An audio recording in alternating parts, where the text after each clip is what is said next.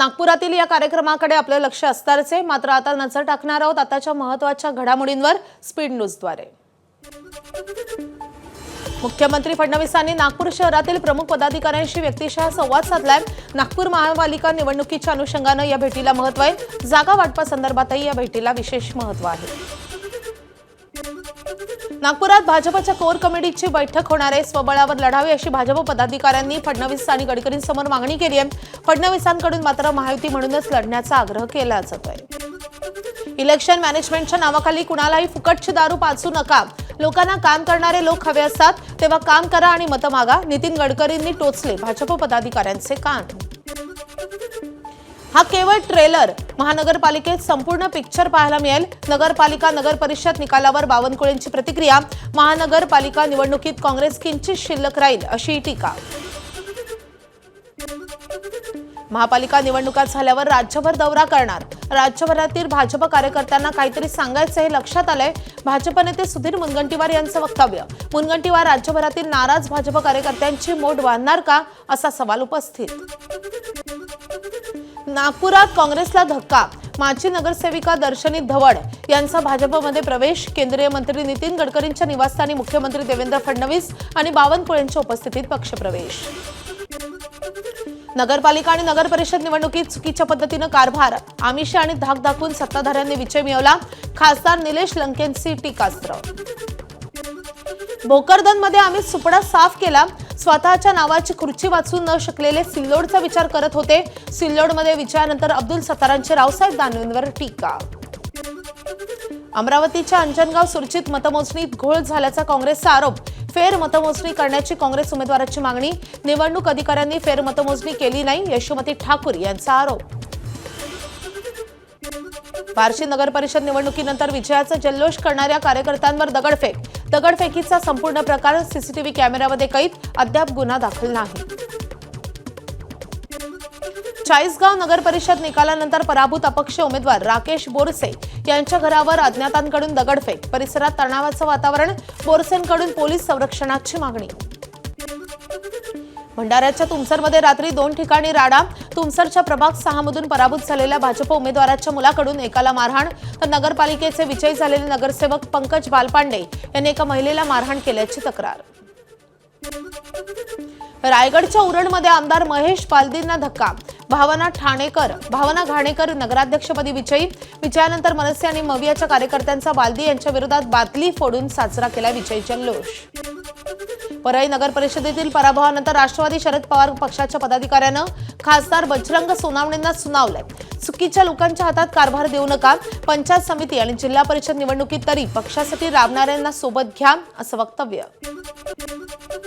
शरद पवारांच्या राष्ट्रवादीचे खासदार धैर्यशील मोहिते पाटलांचा अकलूजमध्ये विजय जल्लोष साजरा करताना भन्नाट डान्स। दोस्तों से प्यार किया दुश्मनों से बदला लिया या गाण्यावर डान्स। व्हिडिओ सोशल मीडियावर व्हायरल।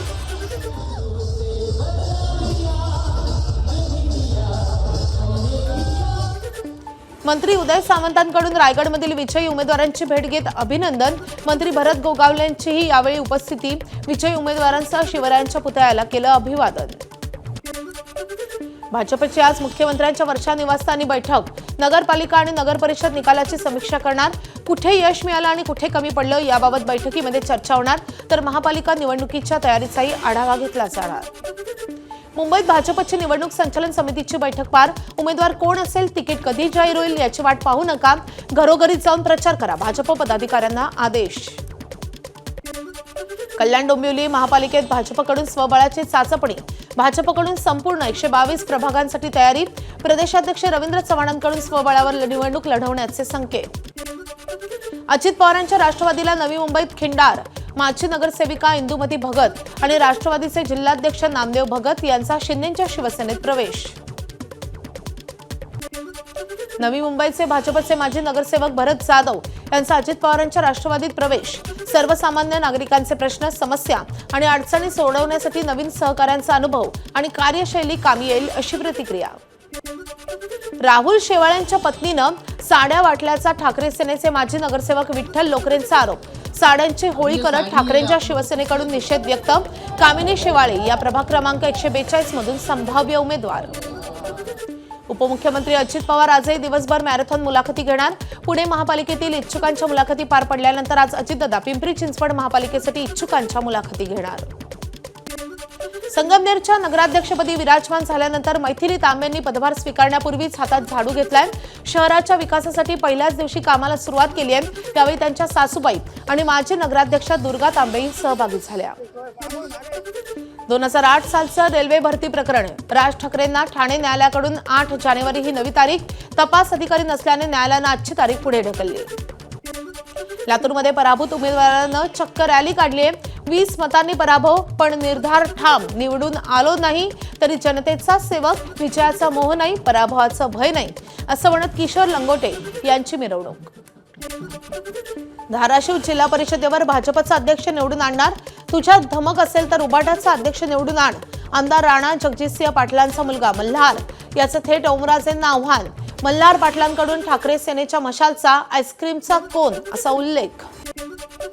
धाराशिवमध्ये ठाकरेंच्या शिवसेनेला मोठा धक्का. 8 पैकी एकाही जागेवर ठाकरेंच्या शिवसेनेला यश नाही.